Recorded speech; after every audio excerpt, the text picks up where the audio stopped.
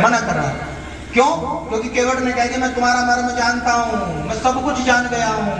महाराज एक पत्थर की नावी बना दी तुमने, हैं? और मेरी नाव तो टूटी फूटी है। महाराज तुमने अगर मेरी नाव नारी बन गई तो एक तो घर में है, ये दूसरी वाली कहां रखूंगा, इसलिए तुम्हारी चरण रज ले लूं पहले, उसके बाद तुम्हें बैठाऊंगा। तुम्हारे चरणों के रज को जानता हूं मैं, चरण रज, इसलिए चरण धुलवा दो, तब तो नाव में बैठ सकते हो। अब भगवान देख रहे हैं, कह रहा कि देखो डरना मत, अगर नहीं धुलवाने तो थोड़ी दूर आगे चले जाओ, वहां कुछ पानी कम है और पैदल पैदल निकल जाना। महाराज तैरना तुम जानते नहीं है, मुझे पता है। अब सीता जी देख रही है भगवान की ओर, क्यों महाराज तैरना नहीं जानते तुम? और कह रहा है कि अगर ये डर लग रहा हो कि मैं तुम्हें डुबो दूंगा तो जाओ, डुबोऊंगा बिल्कुल नहीं। मैं तुम्हारी कसम खा रहा हूं और तुम्हारे पिताजी की भी कसम खाता हूं, मैं तुम्हें कभी डुबोऊंगा नहीं।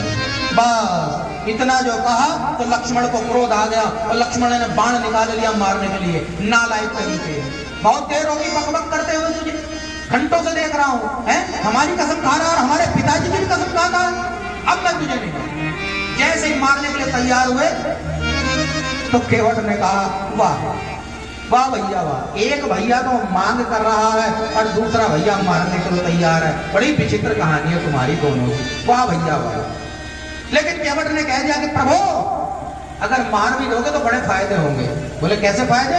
बोले एक फायदा तो ये होगा, क्या होगा कि जने कितने मुनि जन यहां से तपस्या करते करते चले गए, कितने करते चले गए, लेकिन अंत समय में उन्हें कभी परमात्मा के दर्शन नहीं हुए, और मैं मर जाऊंगा तो मेरे सामने तो भगवान खड़े हैं, मुझे दर्शन हो जाए। एक फायदा। और दूसरा फायदा? बोले क्या? दूसरा फायदा ये होगा जब प्राणी मरता है तो उसके मुख में एक बूंद गंगा जी की नहीं जाती, और मैं तो गंगा किनारे मरूंगा, मेरे लिए तो बहुत अच्छी बात है, ये फायदा। और बोले तीसरा फायदा? भगवान बोले भैया तीसरा क्या फायदा है? बोले तीसरा फायदा ये होगा प्रभु कि जब मैं मर जाऊंगा तो मेरी पत्नी मेरे गांव वाले रोते हुए आएंगे और आरष्टी तक तुम्हें यहीं पर रहना पड़ेगा महाराज, आरष्टी के बाद यहां से जाओगे, इससे बढ़िया और क्या फायदा होगा। लक्ष्मण ने अपना बाण पीछे की ओर रख लिया, बोले इसकी तो आरष्टी तक और रोकना पड़ेगा यहाँ। इसे कहते हैं भक्ति, जो काल के बाण को भी पीछे ले जाए, इसका नाम भक्ति है।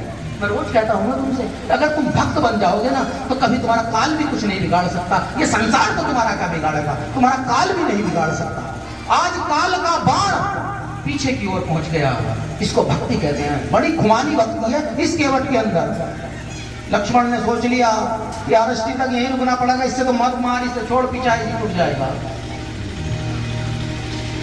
के सुन केवट के बैन प्रेम लपेटे अटपटे, बिहसे करुणा ऐन चितई, जानकी लखन तन।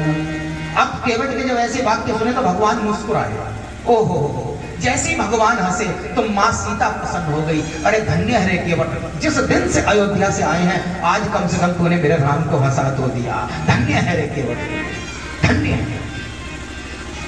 क्यों हंसे भगवान? लक्ष्मण राम की ओर, सीता की ओर देखकर हंस रहे हैं कि देख सीता, इस केवट को देख, तुम्हारे पिताजी ने तुम जैसी सुंदर कन्या मुझे दान में दी, सुंदर कन्या तुम्हारे पिताजी ने, लेकिन मैंने अपने दाहिने पैर का इतना सा अंगूठा धुलवाया, मात्र इतना सा अंगूठा, और इस केवट को देख ले, ये दोनों पैर धोने के लिए तैयार खड़ा है। लक्ष्मण की ओर हंस रहे हैं, लक्ष्मण को हंसते हुए कह रहे हैं कि देख लक्ष्मण, ये वही केवट है, ये पूर्व जन्म का कछुआ था और आज अपना हिसाब करने आया है। लक्ष्मण ये वही कछुआ है जो मेरा चरण क्षीर सागर में मेरे चरण लेने आया था, और तुमने फुंकार मारकर इसे मार दिया था। इसके मन की वो अभिलाषा अभी पूर्ण नहीं हुई, इसलिए वो कछुआ आज केवट बन के मेरे चरण लेने के लिए तैयार है। वो लक्ष्मण की ओर देखकर हंस रहे हैं। भगवान ने कह दिया चल भैया धो ले, अब तो जो करना है, जो कि और कोई रास्ता है नहीं, गंगा पार हमें जाना है, चल भैया धो ले। तो केवट ने कहा ऐसे कैसे धो ले? बोले और?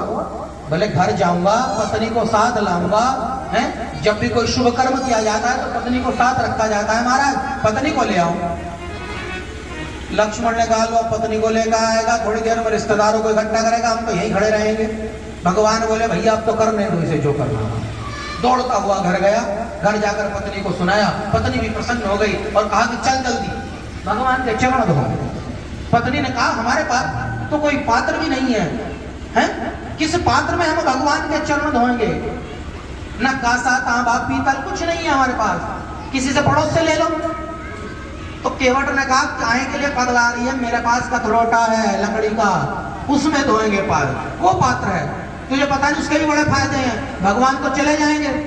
और लकड़ी के अंदर जल सोखने की आदत होती है, जो चरणामृत लकड़ी सोख लेगी ना, उस लकड़ी से रोटी बना बना कर खाएंगे, कई दिन तक काम चलेगा, तो काहे की चिंता कर रही है, कथरोटे में काम करेंगे। चल तो सही, सारा गांव इकट्ठा कर लिया, चलो भैया भगवान का चरणामृत दूंगा, चलो भैया सारे गांव को। ये केवट है, इसको केवट कहते हैं।